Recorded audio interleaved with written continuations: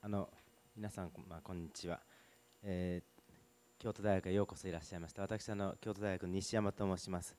後半のシンポジウムの司会をさせていただきます。後半は今松岡さんからお話ありましたように2つの報告を挟みまして、その後コメントとなり5時までの時間となっております。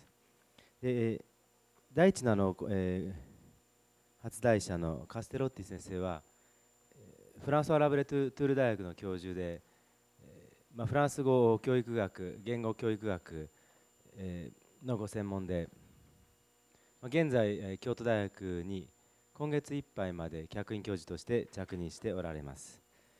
でご専門は中でも幼少者に対するフランス語教育について、造詣も深く、また小等教育、中等教育の学習者に対するポートフォリオの作成なども行われております。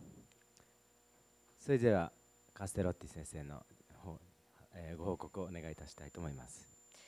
Merci. Alors tout d'abord, je voudrais dire que je suis heureuse de voir que des collègues au Japon s'intéressent à la question des migrants à l'intérieur de la société japonaise et réfléchissent sur les actions à mener pour favoriser une meilleure intégration de ceux-ci dans la société, notamment du point de vue des dispositifs à mettre en œuvre pour faciliter leur accès à la langue. Je m'appuierai pour ma part sur l'exemple de la formation linguistique des migrants en France, qui est la situation que je connais le mieux évidemment, pour poser très rapidement ensuite quelques interrogations qui me semblent pouvoir faire écho à d'autres questionnements construits dans d'autres environnements et avoir peut-être une portée plus générale. Donc du point de vue de la France, son action s'inscrit à l'intérieur des orientations européennes, tout en développant une politique liée à sa propre conception de l'accueil des migrants, qui est sous-tendue essentiellement par une philosophie intégratrice.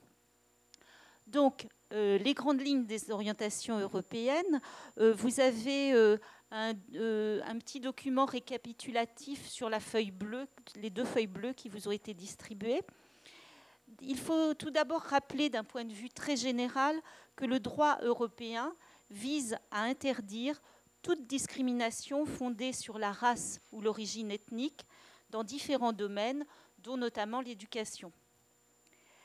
La politique en matière d'asile et d'immigration, jusqu'à une date très récente, a relevé uniquement des politiques de chaque État. Ce n'est que depuis 10 ans, le traité d'Amsterdam en 1999, que ce domaine relève de la responsabilité de l'Union, essentiellement du point de vue des conditions d'entrée et de séjour des populations migrantes. La question de la formation, notamment linguistique, commence à être discutée du point de vue de son importance pour l'intégration des personnes concernées. Mais il y a en la matière, comme vous pouvez le voir sur le document, de nombreuses disparités selon les pays d'Europe. Les objectifs communs portent actuellement sur l'amélioration de l'accès des immigrés et de leurs enfants au système d'éducation et de formation et considèrent comme prioritaire la formation linguistique pour les immigrés ainsi que leur participation à la vie civique, culturelle et politique. Un livre vert a été édité en 2008 portant essentiellement sur les questions éducatives. Toutefois, le Conseil de l'Europe, donc vous avez ici une explication, autre institution européenne qui œuvre dans le domaine de la culture et de l'éducation en particulier, a depuis plus longtemps commencé à réfléchir sur ces questions, tout d'abord du point de vue de l'accueil et de la scolarisation des enfants, puis plus récemment en réalisant un état des lieux et en développant une réflexion prospective sur la formation, en particulier linguistique, des migrants adultes, avec 2 séminaires organisés en 2005 et en 2007. C'est quelques extraits de ces travaux que je vais vous présenter très rapidement avant de présenter plus en détail la situation française. Donc, en remontant un peu dans le temps, il faut se référer à la Charte sociale européenne, 1996, et à son article 19 qui, comme il est écrit ici, à propos des droits des travailleurs migrants et de leurs familles à la protection et à l'assistance, prévoit, en vue d'assurer l'exercice effectif du droit des travailleurs migrants et de leurs familles, les parties s'engagent à favoriser et à faciliter l'enseignement de la langue nationale de l'État d'accueil, ou, s'il y en a plusieurs, de l'une d'entre elles, aux travailleurs migrants et aux membres de leur famille. Et deuxième chose, elle s'engage aussi à favoriser et à faciliter, dans la mesure du possible, l'enseignement de la langue maternelle du travailleur migrant à ses enfants. Ce sont des orientations qu'on retrouve dans les orientations françaises.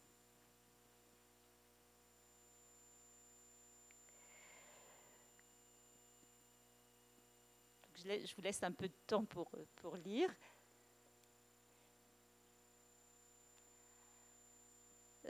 Donc, pour une concrétisation de ces orientations, j'ai choisi quelques extraits d'un texte programmatique présenté lors du séminaire de 2008 du Conseil de l'Europe et destiné à définir des recommandations du Conseil de l'Europe en la matière.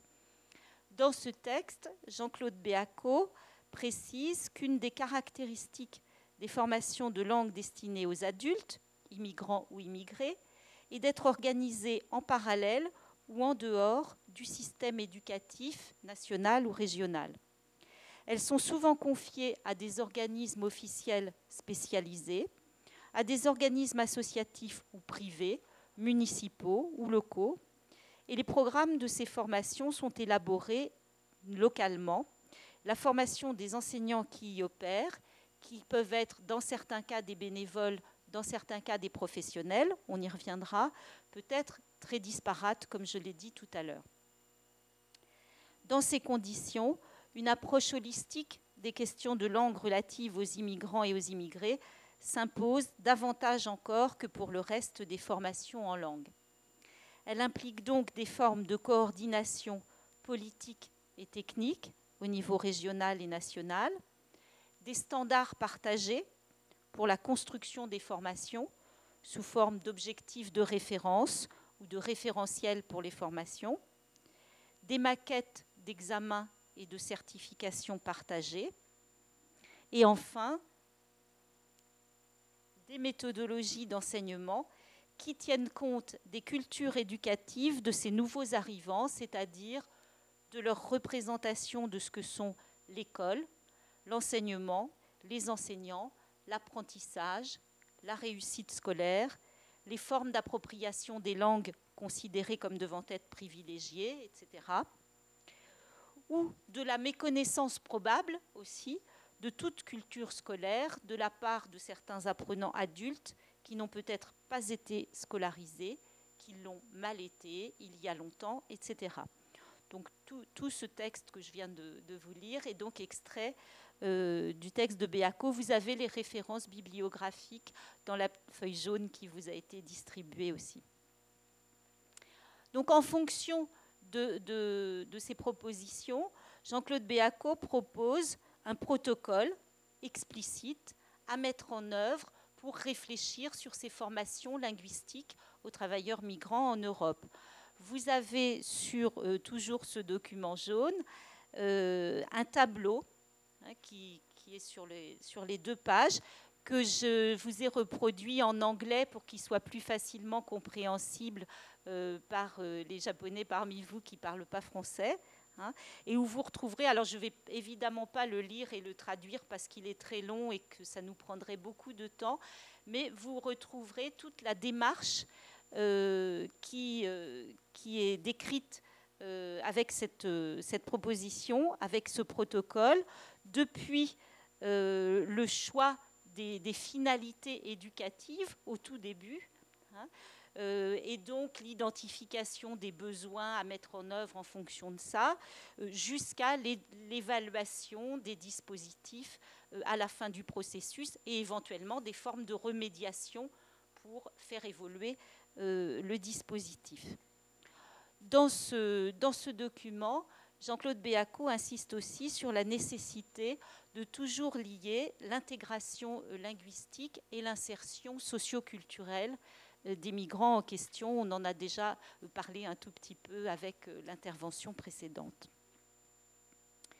Il précise aussi que tout ensemble de dispositions tendant à faire de l'acquisition d'une des langues de la société d'accueil une obligation administrative, assortie de sanctions éventuellement, peut produire des effets inverses à ceux recherchés et transformer un apprentissage linguistique indispensable en formalité à accomplir ou en objet de conflictualité interculturelle. Donc ça entraîne à réfléchir sur la manière dont ces formations peuvent être présentées aux migrants en question. Et enfin, il précise en conclusion que si un certain nombre de ces principes semblent partagés, il reste beaucoup à faire sur le plan concret de leur mise en œuvre, ce qu'on va essayer de regarder d'un tout petit peu plus près maintenant avec l'exemple français. Voilà, alors voilà l'exemple français, enfin le début. Donc, pour camper rapidement la situation, la France est le principal pays européen de destination des demandeurs d'asile, par exemple, et la France se place au 4e rang mondial pour l'accueil d'étudiants étrangers et compte environ sur son sol 5 millions de personnes considérées comme immigrées. Mais contrairement à ce qui se passe dans d'autres pays, il y a peu de migration temporaire de travail. Donc, il s'agit d'une migration d'ordre à la fois social et professionnel et qui vise pour l'essentiel une installation relativement durable. Pour réfléchir très rapidement sur les termes aussi, en France, du point de vue juridique, un immigré est considéré comme immigré une personne qui est née étrangère à l'étranger, qui est entrée en France en cette qualité en vue de s'établir sur le sol français de façon durable. Un étranger, par exemple, qui est né en France ne sera pas considéré juridiquement comme un immigré. Donc je crois que ça, il faut que ce soit clair pour comprendre un petit peu la politique en question. Il faut aussi rappeler rapidement que la France est depuis fort longtemps un pays d'immigration et que l'orientation majeure vis-à-vis de ce phénomène reste de manière stable l'idée d'une volonté d'intégration des populations migrantes qui sont considérées comme venant se fondre dans ce que Noiriel, historien de l'immigration, appelle le creuset français. La dimension linguistique de cette intégration se pose donc aussi depuis quelque temps de manière accrue. Alors c'est surtout, comme il est écrit ici, depuis les années 70, que la France a commencé à se poser la question d'une politique de formation, en particulier linguistique, en s'intéressant dans un premier temps aux enfants nouveaux arrivants scolarisés à l'école française, en sachant que, contrairement au Japon, les enfants étrangers ont une obligation scolaire en France. L'Éducation nationale a mis en place à cet effet, au moyen de plusieurs circulaires et dispositifs, différentes procédures destinées à favoriser l'accueil scolaire des enfants et adolescents et leur accès à la maîtrise de la langue française. Je n'y reviens pas puisque ici on traite aujourd'hui plus spécifiquement des migrants adultes. Donc pour ces derniers, dans les années 60 et 70, sous l'impulsion d'un certain nombre de militants politiques, syndicaux, associatifs, se sont développées des initiatives visant à mettre en place des cours d'alphabétisation pour les migrants adultes de faible niveau de qualification antérieure surtout. La loi de 1971, qui a institué un cadre juridique pour la formation continue en France, au-delà des migrants, la formation continue en général, va peu à peu permettre de structurer ces actions et de les inscrire dans une dimension plus professionnelle, liée au développement des métiers de la formation et aussi à l'arrêt en 1974 de l'immigration libre en France. cet arrêt de l'immigration a conduit évidemment à prendre conscience de l'installation durable d'un certain nombre de migrants sur le sol français. La formation linguistique de ces migrants se met donc en place de manière officielle dans ce cadre, d'abord financée essentiellement par un organisme qui s'appelait le FAS, Fonds d'action sociale, qui s'est appelé ensuite le FASILD, etc. Donc, cette formation, le cadre est désigné par l'État, puis à partir de la loi de décentralisation de 1982, passe sous la responsabilité de programmes plus régionalisés. Du point de vue de la structuration des actions de formation, on passe progressivement d'une organisation où les besoins sont exprimés plutôt par les organismes de terrain, les organismes de formation, à une démarche où c'est au contraire la commande publique, à partir d'une analyse des besoins généraux, qui détermine l'offre de formation. Mais jusqu'au début des années 2000, la politique de formation linguistique reste quand même en France relativement floue pour les adultes, comme sont floues les orientations en matière plus générale de politique d'immigration jusqu'à cette date. Le début des années 2000 est caractérisé en revanche par l'émergence d'une volonté de construire une politique d'immigration en France, notamment en limitant et en organisant les flux migratoires, et en matière de formation linguistique, en faisant porter l'accent sur les nouveaux arrivants. C'est ce qui débouche sur une première étape de mise en place d'un dispositif qui s'appelle le contrat d'accueil et d'intégration à partir du 1er juillet 2003, d'abord dans quelques départements à titre expérimental, avant de le rendre obligatoire au 1er janvier 2007. Alors, ce contrat d'accueil et d'intégration, qu'est-ce que c'est? Qu'est-ce qu'il fait? Qu'est-ce qu'il prévoit? Il prévoit que l'étranger, donc étranger admis pour la première fois au séjour en France, donc ça concerne uniquement les nouveaux arrivants, ou qui entrent régulièrement en France entre l'âge de 16 et 18 ans, prépare son intégration républicaine dans la société française. Là, je vous cite les termes officiels. Selon des modalités prévues par décret, l'étranger conclut avec l'État donc ce contrat d'accueil et d'intégration qui vise à instaurer entre la France et les personnes désireuses de s'y installer durablement, je cite, une relation de confiance et d'obligation réciproque. Le contrat d'accueil et d'intégration est gratuit pour le bénéficiaire, conclu pour une durée d'1 an et peut, dans certains cas, être prolongé d'une année supplémentaire. Concrètement, ce contrat est présenté aux migrants lors d'une demi-journée d'accueil sur les plateformes d'un d'une agence officielle qui s'appelle l'Office français de l'immigration et de l'intégration. Alors, au programme de cette journée, il y a une séance d'information collective qui présente le contrat et la France à travers le film « Vivre ensemble en France ». Donc, si on a le temps tout à l'heure, je ne savais pas, mais M. Nishiyama avait un exemple de ce film. Donc, si on a le temps, on pourra en visionner quelques minutes. Donc, séance d'information collective. Ensuite, un entretien individuel avec un auditeur social de l'Office français de l'immigration et de l'intégration qui permet à cet auditeur de présenter en détail le contrat d'accueil et d'intégration, d'établir un diagnostic personnalisé des besoins, d'apprécier son niveau de connaissance orale et écrite du français à partir d'un test fixé par arrêté, de prescrire, si nécessaire, une formation linguistique, d'orienter, si nécessaire, le migrant vers un assistant social et de fixer avec l'intéressé les dates des formations et des sessions, donc à la fois formation civique, linguistique et vivre en France, et si le cas se présente, l'attestation de dispense de formation linguistique. C'est-à-dire que pour les migrants dont on considère qu'ils ont un niveau suffisant en langue française lorsqu'ils entrent, ils sont dispensés de cette formation linguistique. En contrepartie, l'étranger s'engage à respecter les valeurs fondamentales de la République française et à suivre les formations qui lui auront été prescrites.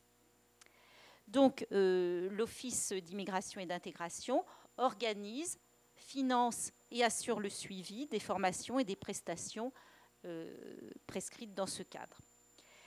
Quelles modalités pour ces formations ? D'abord, la formation civique, obligatoire pour tous les signataires, se déroule sur une seule journée. Elle est toujours traduite dans les principales langues des pays d'origine et elle permet aux bénéficiaires de connaître les institutions françaises et les valeurs de la République, comme par exemple l'égalité homme-femme, la laïcité, l'accès obligatoire et gratuit à l'éducation, etc. Et aussi, il y a une information sur l'organisation politique et administrative de la France. Donc, la session d'information sur la vie en France peut être là aussi modulée en fonction des besoins du migrant, peut durer une ou plusieurs heures et elle permet d'informer les migrants sur les démarches de la vie quotidienne. Enfin, ce qui nous intéresse un peu plus, la formation linguistique. Voilà. Donc, oui, il y a d'abord un test. Si le niveau du migrant est jugé suffisant, on le dispense de cette formation. S'il est jugé insuffisant, on lui prescrit une formation linguistique d'une durée maximum de 400 heures. À l'issue de cette formation, les bénéficiaires se présentent à un examen permettant d'obtenir le diplôme initial de langue française, DILF. Ce diplôme sanctionne un niveau A1.1 du cadre européen commun de référence pour les langues, soit un niveau inférieur au premier niveau officiel de ce cadre. Et en cas de non-respect des engagements liés au contrat, le préfet dans chaque région peut mettre fin au contrat. Alors, les cours de français. Ces cours sont mis en place dans le cadre d'un marché public. Les organismes chargés de la mise en œuvre du dispositif développent une offre en fonction des besoins des migrants. Ainsi, les formations proposées présentent une grande diversité, à la fois de rythme, d'approche pédagogique ou d'implantation géographique.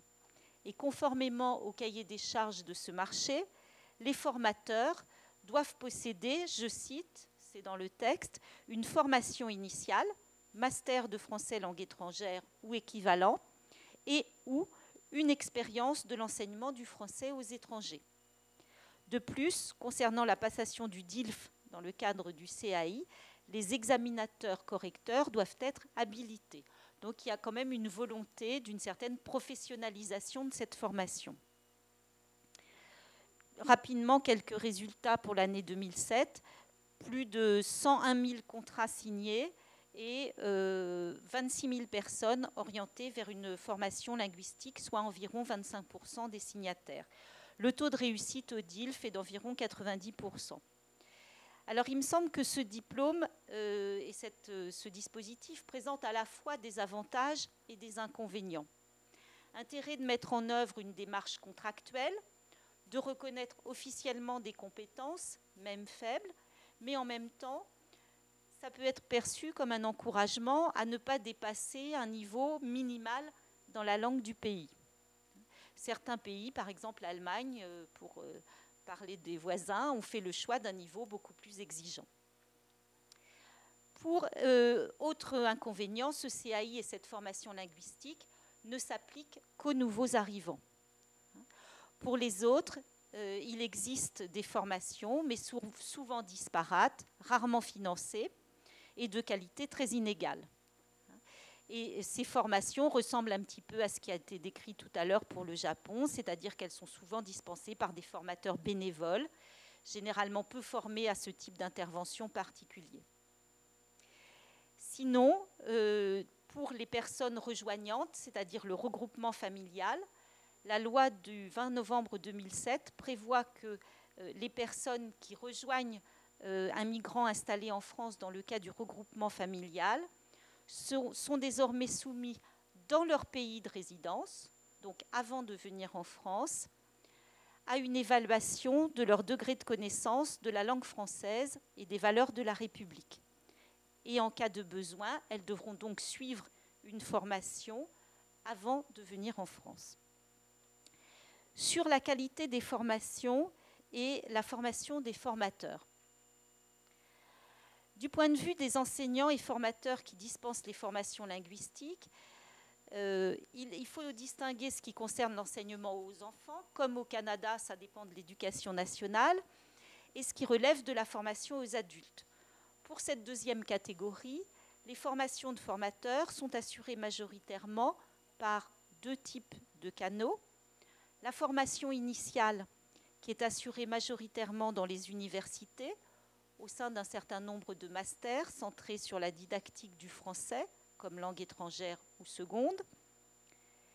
Et la formation continue, s'adressant plutôt aux intervenants salariés ou bénévoles qui travaillent déjà dans le domaine, mais qui n'ont pas toujours eu de formation préalable.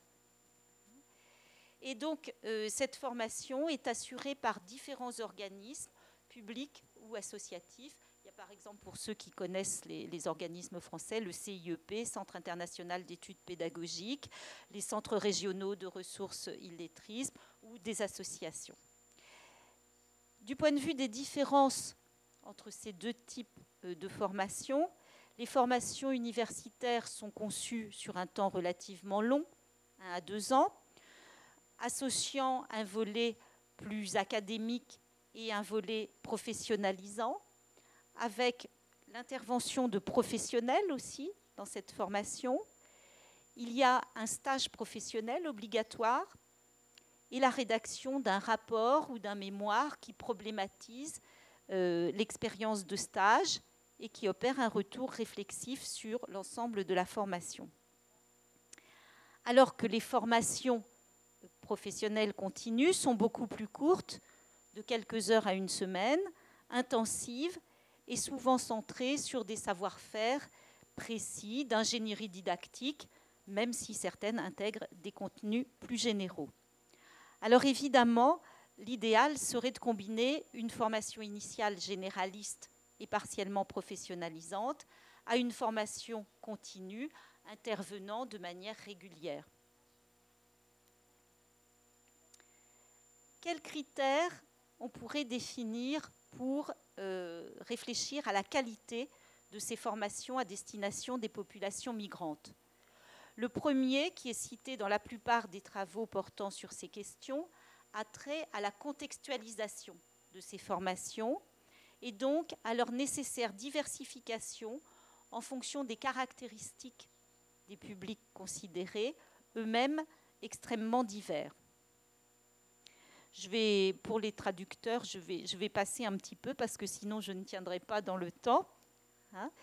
Et donc l'idée, c'est vraiment de réfléchir au profil des migrants concernés, à leur parcours et aux besoins qu'ils peuvent avoir en fonction des métiers, de la place qu'ils vont occuper dans la société française. De manière plus générale et institutionnelle, des démarches qualité ont vu le jour depuis quelque temps en Europe dans le domaine de l'enseignement des langues. Par exemple, vous avez ici l'adresse d'une association européenne pour cette question.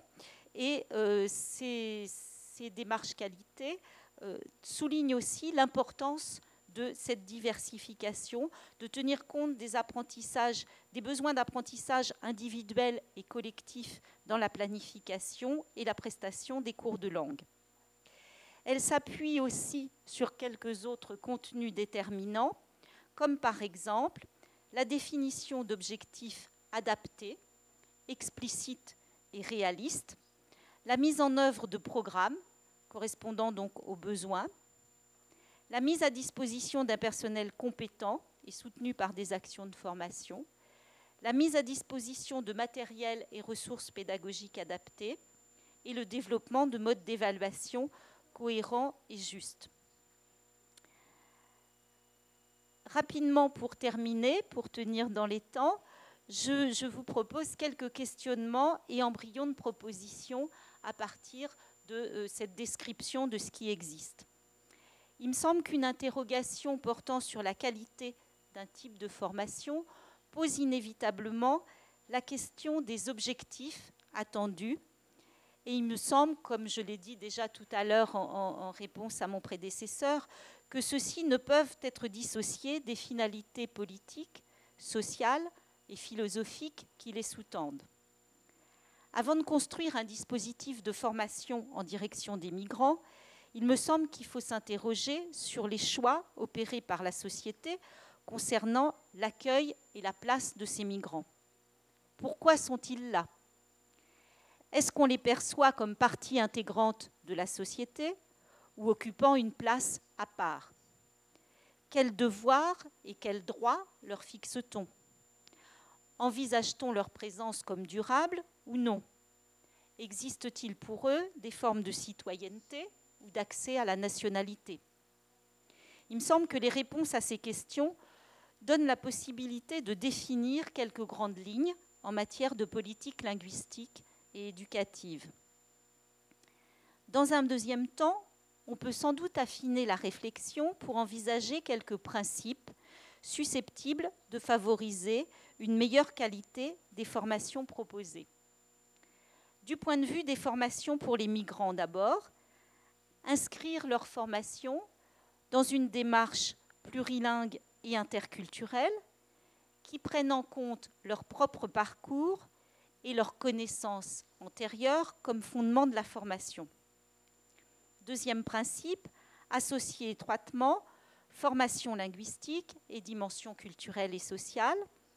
Troisième principe, privilégier les processus plutôt que les contenus en s'appuyant sur les représentations des publics concernés.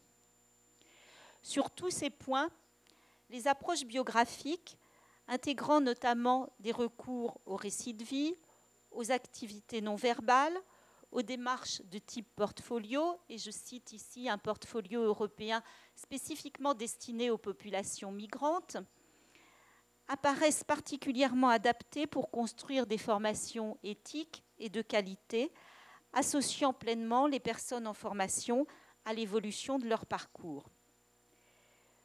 Du point de vue des formateurs, il me semble que ça implique pour eux de s'inscrire dans le même type de démarche et de ne pas être seulement des techniciens ou des spécialistes d'ingénierie de formation, mais d'avoir développé trois choses là aussi, me semble-t-il, une connaissance et une conscience des enjeux philosophiques, sociaux, politiques et linguistiques liés au phénomène migratoire, une expérience personnelle de la décentration linguistique et culturelle, ça me semble très important pour leur propre réflexion et pour justement amorcer un travail réflexif sur cette expérience. Et enfin, une capacité à construire des programmes et des matériels pédagogiques contextualisés. Pour terminer, j'interprète donc la qualité comme nécessaire à plusieurs niveaux. Celui des connaissances et des capacités construites pour pouvoir mettre en œuvre de manière responsable et autonome des formations adaptées à la fois aux besoins de la société et au public concerné, mais aussi, et peut-être surtout, celui d'une posture nécessairement réflexive, permettant à chacun de faire l'expérience de la rencontre avec d'autres et de construire ensemble non seulement une formation, mais aussi du sens social. Merci. Arigatou gozaimasu. どうもありがとうございました。今のカステロッティ先生の報告の中で、受け入れ統合契約というのはフランスのご紹介ありましたけども、その中では移民に向けてフランスの社会制度を知ってもらうための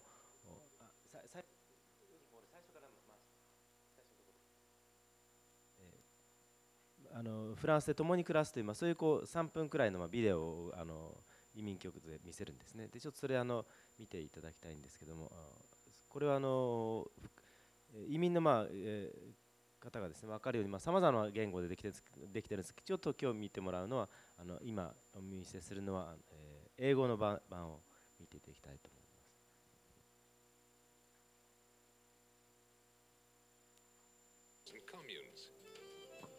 別にこれ観光ビデオというのではなくてですね、フランスの例えば Ce n'est pas une vidéo touristique, 地域圏の考え方がどういうのかというの c'est をまず pour 紹介して présenter les différentes régions de France, enfin, la conception qui est derrière le découpage du pays en régions. In each department, the state is represented by the prefect. The French Republic is a parliamentary democracy. Ma question s'adresse à Monsieur le Premier ministre. 国会に当たる国民議会あるいは Ça, 首 c'est 相府 l'Assemblée nationale. 大統領府首相府を紹介して、それ行政の一部ですね。 The parliament, composed of the French National Assembly and the Senate, Ça, c'est passes l'Assemblée laws in the nationale. name of the French people. From the age of 18, all French citizens, both women and men, elect their 選挙 representatives 権は by すべての universal 国 suffrage. 民の人々に開かれているということを教えるというか。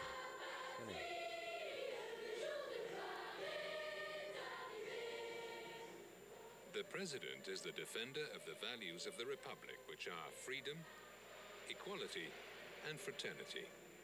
フランスの国税ですね、国税について、そしてまたその国家、ここではその国家、学校の中でいかにこう多民族が共生しているかということをアピールしていると思います。 Donc ces images montrent la cohabitation. National Day on July the 14th. 7月14日の différents 国際日 des 国際 personnes 日 de に différentes 花火大会がある。 origines Values ethniques and symbols come to nationales. us from the French Revolution of 1789. This revolution, as well as the Universal Declaration of Human これ Rights, は現在のフランスの第五共和制の根拠がフランス革命の人権宣言に基づくという、そういう all men 話 are をこ born う and remain するわけ free ですね。 and equal under the law.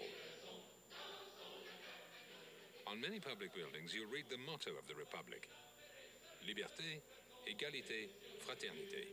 公共の建物にはこのようにその国税がこう刻み込まれているといった具合、それで今度この国税のそれぞれについて具体的にどういう場面で問題になるのかということが France guarantees freedom of thought, expression, and association, the right 時 to 間は大 organize 体 and まだちょ demonstrate. っとかかるんで、じゃあ今日はこの辺りでまた次の報告に移らせていただきたいと思い Donc ま on す。 va arrêter la vidéo pour passer à l'intervention.